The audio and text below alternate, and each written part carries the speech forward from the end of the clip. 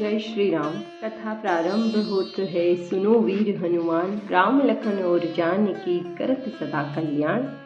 कल हमने रामचरितमानस बालकांड में श्रवण किया कि जब विश्वामित्र जी की आज्ञा लेकर राम और लक्ष्मण दोनों भाई जनकपुरी का भ्रमण करने जाते हैं, तब नगर की स्त्रियां आपस में बातें करती है कि ये दशरथ जी के पुत्र हैं, विश्वामित्र जी के यज्ञ की रक्षा करने वाले हैं और मारीच और सुबाहु जैसे राक्षसों का वध करने वाले और अहिल्या का उद्धार करने वाले माता कौशल्या के पुत्र हैं। अब आगे की कथा इस प्रकार है।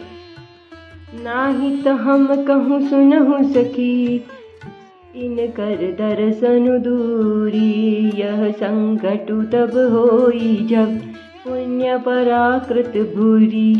नहीं तो विवाह न हुआ तो हे सखी सुनो, हमको इनके दर्शन दुर्लभ हो जाएंगे। यह संयोग तभी हो सकता है जब हमारे पूर्व जन्म के पुण्य बहुत अधिक होंगे।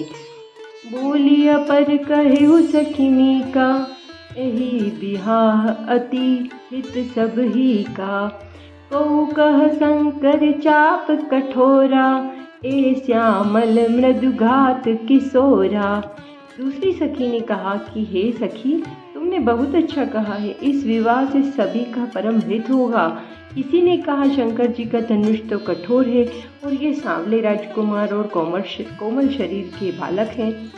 सब असमंजस अहि सयानी, यह सुनी अपर कहि मृदुवानी। सखी इन कह को कहु अस कहि, बड़ प्रभाव देखत लघु अहि। हे सयानी, सब असमंजस में ही है। यह सुनकर दूसरी सखी कोमल वाणी से कहने लगी कि हे सखी, इनके संबंध में कोई तो ऐसा कहते हैं कि देखने में तो छोटे हैं पर इनका प्रभाव बहुत बड़ा है। परसि जासु पद पंकज धूरी, तरी अहिल्या कृत अघबूरी। सो की रहि बिनु शिव दिंधनु तोरे, यह प्रतीति परिहरिय न भोरे।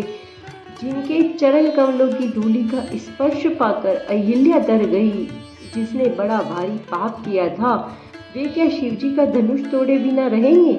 इस विश्वास को भूलकर भी नहीं छोड़ना चाहिए। जेहि सिर पिरंची रचि सिय सवारी, तेहि श्यामल बरु रचेउ विचारी। तासु वचन सुनि सब हर्षानी, ऐसे ही होहु कहु मृदुबानी। जिस ब्रह्मा ने सीता को सवार कर बड़ी चतुराई से रचा है, उसी ने विचार कर सांवला वर भी रच रखा है। उसके ये वचन सुनकर सब हर्षित हुई और कोमलवाणी से कहने लगी कि ऐसा ही हो। सिया राम जय जय राम, श्री राम जय सिया राम। यह हर्षहि वर्षहि सुमन, सुमुखि सुलोचनि वृंद। जाहि जहाँ जहाँ बंधु दो, तह तह परमानंद। सुंदर मुख और सुंदर नेत्रों वाली स्त्रियों की समूह हृदय में हर्षित होकर जैसे फूल बरसा रही है। जहाँ जहाँ दोनों भाई राम और लक्ष्मण जाते हैं, वहाँ परम आनंद छा रहा है। पूरब दिस देखे दो भाई, जहाँ धन मुख हित भूमि बनाई। अति विस्तार चारु गज ढारी, विमल वेदिका रुचिर संवारी। दोनों भाई नगर के पूरब की ओर गए, जहाँ धनुष यज्ञ के लिए रंगभूमि बनाई गई थी।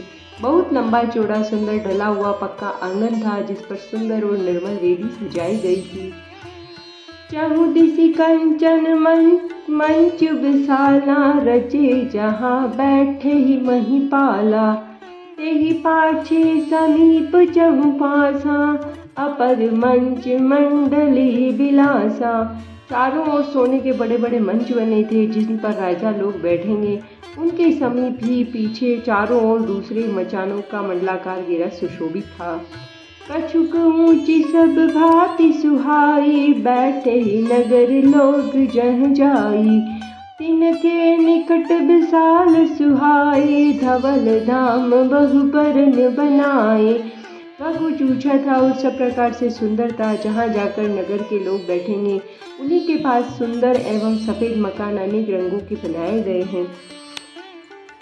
जहाँ बैठे देखे ही सब नारी, जथा जोग निज कुल अनुहारी। पुरबालक कहीं कहीं मृदु वचना, सादर प्रभु ही देखा वही रचना। जहाँ जहाँ अपने कुल के अनुसार सब स्त्रियाँ यथा योग्य बैठकर देखेगी, नगर के बालक कोमल वचन कह कहकर आदर पूर्वक प्रभु श्री रामचंद्र जी की यज्ञशाला दिखला रहे हैं।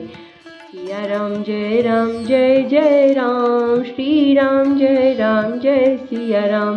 सब शिशु एहि मीस, प्रेम बस परसि मनोहर घात। तन पुलक ही अति हर्षु, प्रिय देखि दो भ्रात। सब बालक इसी बहाने प्रेम के वश होकर श्री रामचंद्र जी के मनोहर अंगों को छूकर शरीर से पुलकित हो रहे हैं और दोनों भाइयों को देख देखकर उनके हृदय में अत्यंत हर्ष हो रहा है। शिशु सब राम प्रेम बस जाने, प्रीति समेत निकेत बखाने। निज निज रुचि सब ले ही बुलाई, सहित स्नेह जाहि दो भाई। श्री रामचंद्र जी ने सब बालकों को प्रेम के वश जानकर स्थानों की प्रेम पूर्वक प्रशंसा की। इससे बालकों का उत्साह, आनंद और प्रेम और भी बढ़ गया। वे सब अपनी अपनी रुचि के अनुसार उन्हें बुला लेते हैं और प्रत्येक के बुलाने पर दोनों भाई प्रेम सहित उनके पास चले जाते हैं।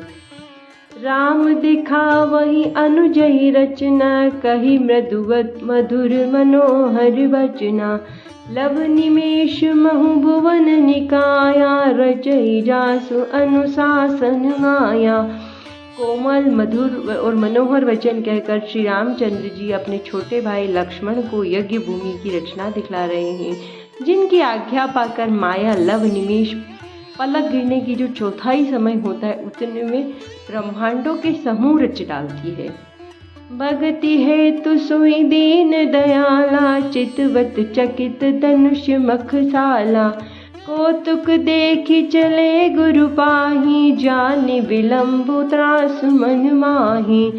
वहीं तीनों पर दया करने वाले श्री रामचंद्र जी के भक्ति के कारण धनुष यज्ञशाला को चकित होकर आश्चर्य के साथ देख रहे हैं। इस प्रकार सब कौतुक देख, विचित्र रचना देखकर वे गुरु के पास चले। देर हुई जानकर उनके मन में डर हो रहा है। जासु त्रास डर कहूँ डर होई, भजन प्रभाव देखावत सोई। कही बातें मृदु मधुर सुहाई, किए विदा बालक बरियाई। जिनके भय से डर को भी डर लगता है, वही प्रभु का भजन का प्रभाव दिखला रहे हैं। उन्होंने कोमल और मधुर और सुंदर बातें कहकर बालकों को जबरदस्ती विदा किया। जय राम जय राम, श्री राम जय सिया राम। सबय सप्रेम विनीत रति, सकुच सहित दो भाई। गुरुपद पंकज नाई, सिर बैठे आय सुपाई। फिर भय, प्रेम, विनय और बड़े संकोच के साथ दोनों भाई गुरु के चरण कमलों में सिर नवाकर आज्ञा पाकर गुरु के पास बैठे। निसि प्रवेश मुनियाय सुदीना, सब ही संज्ञा वंदनु कीना। कहत कथा इतिहास पुरानी, रुचिर रजनी जुग जाम सिरानी। रात्रि का प्रवेश होते ही संध्या के समय मुनि ने आज्ञा दी। तब सबने संध्या वंदन किया। फिर प्राचीन कथाएं तथा इतिहास कहते कहते सुंदर रात्रि के 2 पहर तो बीत गई। मुनिवर शयन कीन तब जाई, लगे चरण चापन दो भाई। जिनके चरण सरोरुह लागी, करत विविध जप जोग विरागी। तब श्रेष्ठ मुनि ने जाकर शयन किया। दोनों भाई उनके चरण दबाने लगे। जिनके चरण कमलों के दर्शन और स्पर्श के लिए वैराग्यवान पुरुष भी भांति भांति के जप और योग करते हैं। ते दो बंधु प्रेम जनु जीते, गुरुपद कमल पलोटत प्रीति। बार बार मुनि आज्ञा दीनी, रघुबीर जाई शयन तब कीनी। वे ही दोनों भाई मानो प्रेम से जीते हुए प्रेम पूर्वक गुरु जी के चरण कमलों को दबा रहे हैं। मुनि ने बार बार आज्ञा दी। तब श्री रघुनाथ जी ने जाकर शयन किया। चापत चरण लखन उर लाए, सभय सप्रेम परम सचु पाए। पुनि पुनि प्रभु कह सोवत हुताता, पौधे धरि उर्पत जल जाता। श्री रामचंद्र जी के चरणों को हृदय से लगा करो, प्रेम सहित परम सुख का अनुभव करते हुए लक्ष्मण जी उनके चरणों को दबा रहे हैं। प्रभु श्री रामचंद्र जी बार बार कहते हैं कि हे तात अब सो जाओ। तब वे उन चरण कमलों को हृदय में धर कर लेट रहे हैं। सिया राम जय जय राम, श्री राम जय सिया राम। उठे लखन निसि विगत सुनी, अरुण सिखा दुनि कान। गुरुदेव पहले जगतपति, जागे राम सुजान। रात बीतने पर मुर्गे का शब्द कानों से सुनकर लक्ष्मण जी उठ गए। जगत के स्वामी सुजान श्री रामचंद्र जी भी गुरु से पहले ही जाग गए। सकल सोच करि जाई नहाए, नित्य निवाहि मुनहि सिर नाय। समय जानी गुरु आय सुबाई, लेन प्रसन्न चले दो भाई। सब सोच क्रिया करके वे जाकर नहाए। फिर संध्या अग्निहोत्र आदि नित्य कर्म समाप्त करके उन्होंने मुनि को मस्तक नवाया। पूजा का समय जानकर गुरु की आज्ञा पाकर दोनों भाई फूल लेने चले। भूप बागुवर देखे उजाई, जह बसंत ऋतु नहीं लो भाई।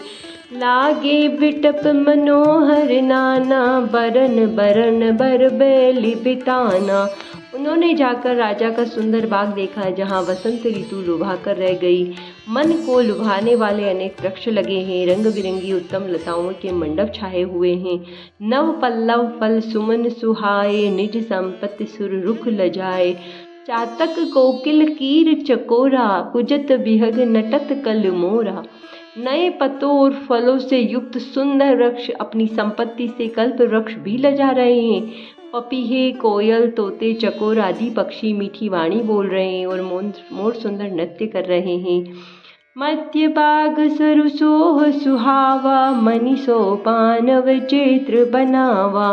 विमल सलिलु सरसिज बहुरंगा, जलज खग कुंजत गुंजत भृंगा।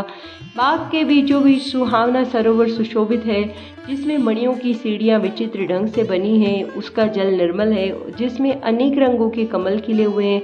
जल के पक्षी कलरव कर रहे हैं, भ्रमर गुंजार कर रहे हैं।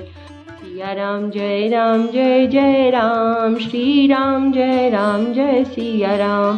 बागु तड़ागु बिलो के प्रभु, हर्षे बंधु समेत। परम रम्य आरामु यह, जो राम ही सुख देत। बाग और सरोवर को देखकर प्रभु श्री रामचंद्र जी भाई लक्ष्मण सहित हर्षित हुए। यह बाग वास्तव में परम रमणीय है, जो जगत को सुख देने वाला है वो रामचंद्र जी को सुख दे रहा है।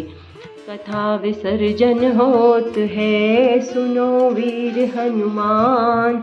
राम लखन और जानकी, करत सदा कल्याण।